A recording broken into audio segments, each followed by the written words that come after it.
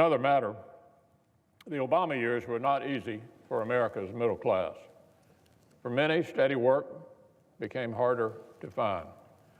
Paychecks stagnated, opportunities faded.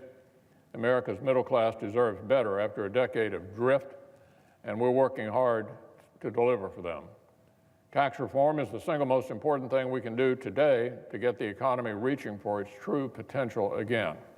That's why the Senate recently passed the legislative tools to advance it. That's why the House recently did the same. And because we did, later today, after months of hard work, the House's Tax Writing Committee will unveil its version of tax reform legislation. So I want to commend Chairman Brady and the members of the Ways and Means Committee for their hard work in unveiling this critical legislation today. This announcement is more positive momentum from our colleagues over in the House, and I look forward to continuing working with them as we move forward. Here in the Senate, the Finance Committee will continue its work on tax reform legislation as well. Both chambers are working on this at full steam because we're committed to achieving our mutual tax reform goals for the middle class, working families, and small businesses. Our main goal is this. We want to take money out of Washington's pocket and put more in yours. This goal is shared by the American people. It is shared by the President and his team. It is shared by Republicans in the House and here in the Senate.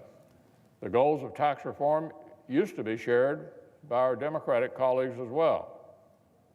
Over many years, multiple Senate Democrats, including the Democratic leader himself, have called on Congress to pass reform. But then something changed.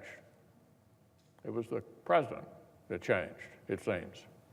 Now we're reading reports that our friends across the aisle plan to oppose any tax reform bill at all, regardless of what's in it.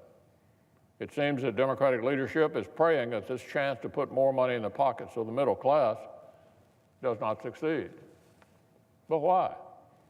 To protect incentives that encourage companies to ship jobs overseas?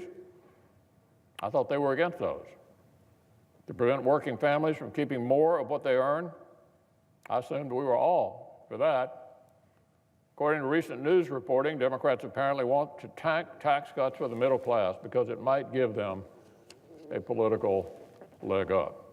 In other words, it seems this is some kind of game to them. So I certainly hope what we read is not true. I certainly hope Democrats will take note of the fact that their latest false talking point about tax reform just got debunked today as well. This effort is way too important for any of that. I hope our friends will decide to work with their colleagues in a serious way instead. That's what their constituents sent them here to do. That's what their constituents deserve after the last decade of economic disappointment. So there's no reason for our Democratic friends not to work across the aisle in a serious way to help shape this critically important effort. I want to thank Chairman Hatch and Chairman Brady for their commitment to tax reform in regular order. Through the committee process, members on both sides of the aisle will have the opportunity to offer input as the tax reform effort advances. Today's announcement is an important step forward for that process, as well as for once in a generation, this opportunity to fundamentally rethink our tax code and deliver real relief. It's been 30 years, Mr. President, since we did that. It's time to do it again.